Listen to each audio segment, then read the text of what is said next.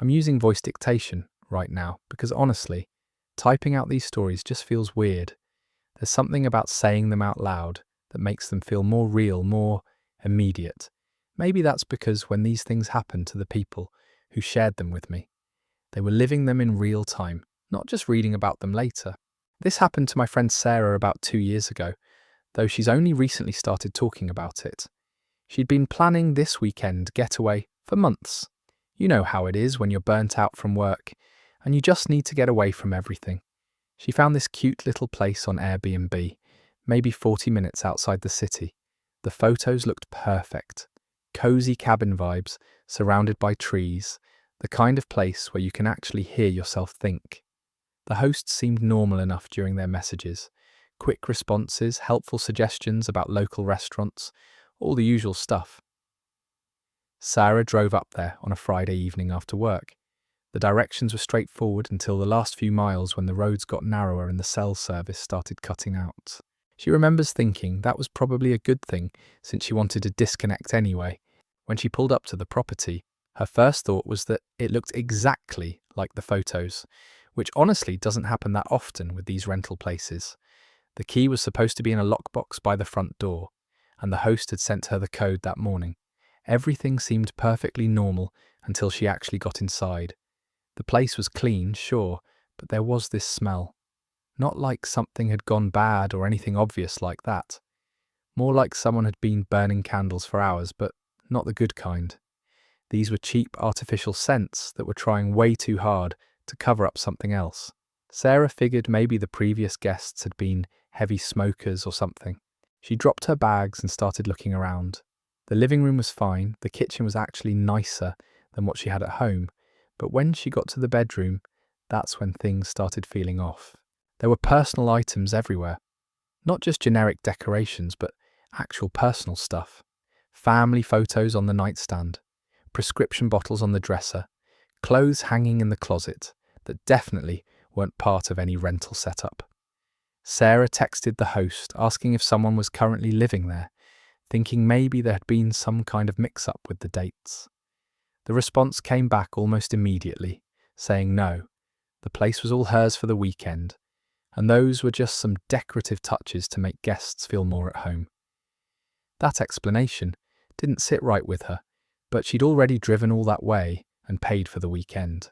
She decided to make the best of it and went to grab dinner in town. When she got back around 9 that evening, she noticed a car parked in the driveway that hadn't been there before. A beat-up sedan with mud caked on the wheels. Sarah sat in her car for a few minutes trying to decide what to do.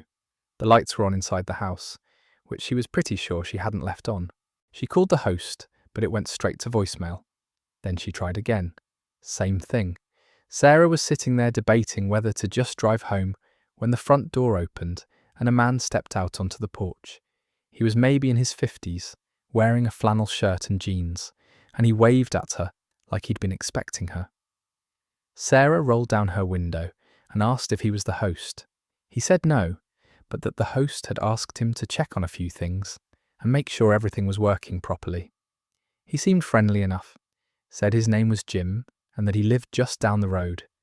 He told her he'd be finished in just a few minutes, and then the place would be all hers. Something about the whole situation felt wrong, but Sarah couldn't put her finger on exactly what. Jim seemed normal. His explanation made sense, and she was tired from the drive. She decided to wait in her car until he finished whatever he was doing inside. That's when she noticed him watching her through the window. Not just a casual glance, but really staring, like he was studying her. Every time she looked up from her phone, there he was in the window, just watching. Sarah started getting that sick feeling in her stomach, the kind you get when you know something is seriously wrong, but you can't prove it yet. She decided she wasn't going to sit there like some kind of target. Sarah got out of her car and walked up to the front door, trying to act casual. She knocked and called out that she was ready to get settled in. No response. She tried the door handle and it was locked. The lights were still on inside, but Jim was nowhere to be seen. That's when she heard footsteps around the side of the house. Heavy, deliberate steps moving through the gravel. Sarah called out asking if everything was okay, but got nothing back except those footsteps getting closer. She ran back to her car and locked the doors just as Jim appeared from around the corner of the house. He wasn't carrying any tools or anything that would explain what kind of maintenance he'd supposedly been doing. Jim walked up to her car window and tapped on the glass. When Sarah cracked it open, he told her there was a problem with the plumbing and she wouldn't be able to stay there that night. He said he'd already talked to the host and they were working on finding her alternative accommodations. Sarah asked why the host hadn't called her directly, and Jim just shrugged and said cell service was spotty up there. None of it made sense. The water had been working fine when she'd used the bathroom earlier, and if there was really a plumbing emergency, why were all the lights still on inside like nothing was wrong? Sarah told Jim she was going to drive back down to where she could get cell service and call the host herself. Jim's whole demeanour changed when she said that. The friendly neighbour act dropped completely. He told her that wouldn't be necessary and that she should just trust him to handle things. When Sarah put her car in reverse, Jim stepped behind the car like he was going to block her from leaving. She had to honk the horn to get him to move out of the way. As she drove off, she could see him in her rearview mirror, just standing there in the driveway, watching her leave. Not just a casual glance, but really staring, like he was studying her. Every time she looked up from her phone, there he was in the window, just watching. Sarah started getting that sick feeling in her stomach, the kind you get when you know something is seriously wrong, but you can't prove it yet. She decided she wasn't going to sit there like some kind of target. Sarah got out of her car and walked up to the front door, trying to act casual. She knocked and called out that she was ready to get settled in. No response. She tried the door handle, and it was locked. The lights were still on inside, but Jim was nowhere to be seen. That's when she heard footsteps around the side of the house. Heavy, deliberate steps moving through the gravel. Sarah called out asking if everything was okay, but got nothing back except those footsteps getting closer. She ran back to her car and locked the doors just as Jim appeared from around the corner of the house. He wasn't carrying any tools or anything that would explain what kind of maintenance he'd supposedly been doing. Jim walked up to her car window and tapped on the glass. When Sarah cracked it open, he told her there was a problem with the plumbing and she wouldn't be able to stay there that night. He said he'd already talked to the host and they were working on finding her alternative accommodations. Sarah asked why the host hadn't called her directly, and Jim just shrugged and said cell service was spotty up there. None of it made sense. The water had been working fine when she'd used the bathroom earlier, and if there was really a plumbing emergency, why were all the lights still on inside like nothing was wrong?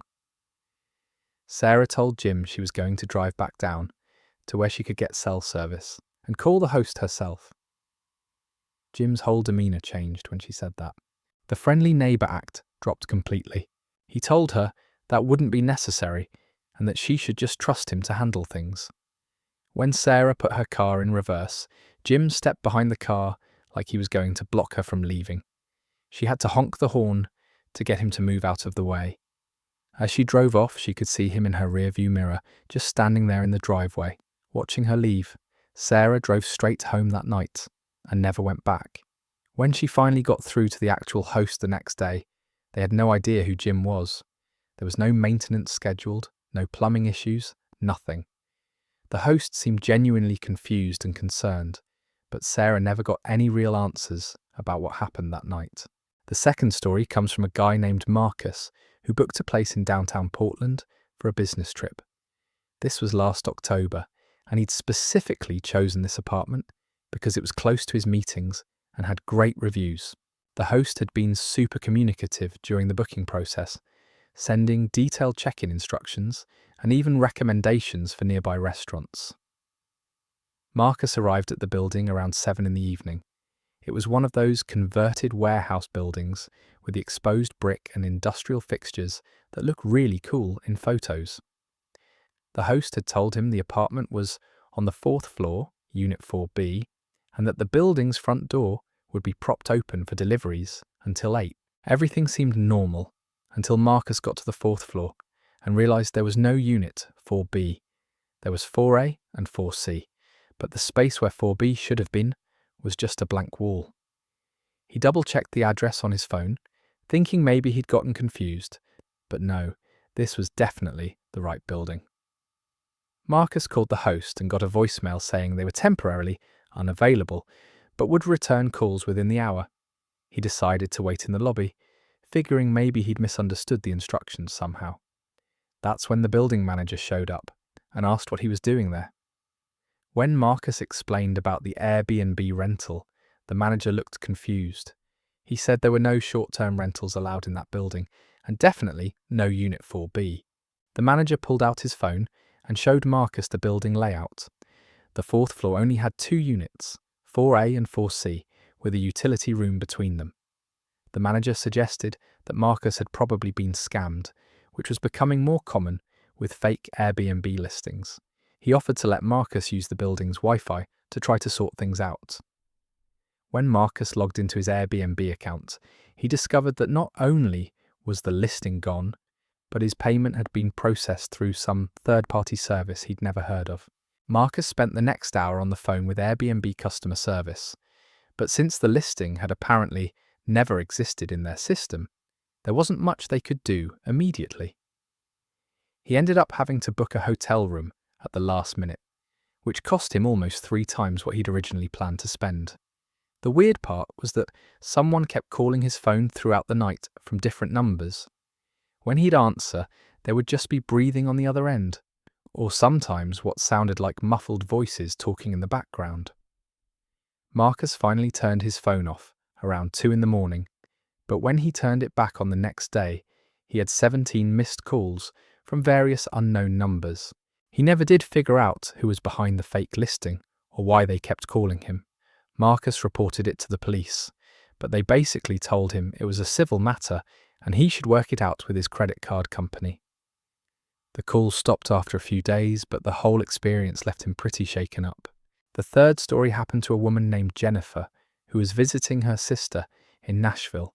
She'd booked a cute little house in the Gulch area for a long weekend. The photos showed this charming, renovated bungalow with a front porch and a small garden.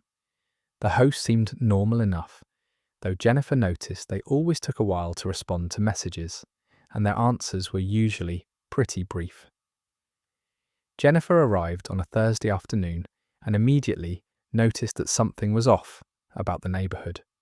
The house was exactly where it was supposed to be, and it looked just like the photos, but every other house on the street was either under construction or completely abandoned. It was like she'd stumbled into some kind of construction zone, or maybe an area that was being redeveloped. The key was where it was supposed to be, hidden under a fake rock by the front steps. Jennifer let herself in and started looking around. The inside was nice enough, recently renovated with modern fixtures and furniture. But as she was unpacking in the bedroom, she started hearing voices coming from somewhere in the house. At first she thought maybe it was coming from next door or from a TV that had been left on. But when she went to investigate, she realized the voices were coming from below her feet, like there was someone in a basement or crawl space under the house. Jennifer called out, asking if anyone was there, but the voices stopped immediately. She texted the host, asking if there were any other people who had access to the property. The response came back saying no, she was the only guest, and asking if there was a problem.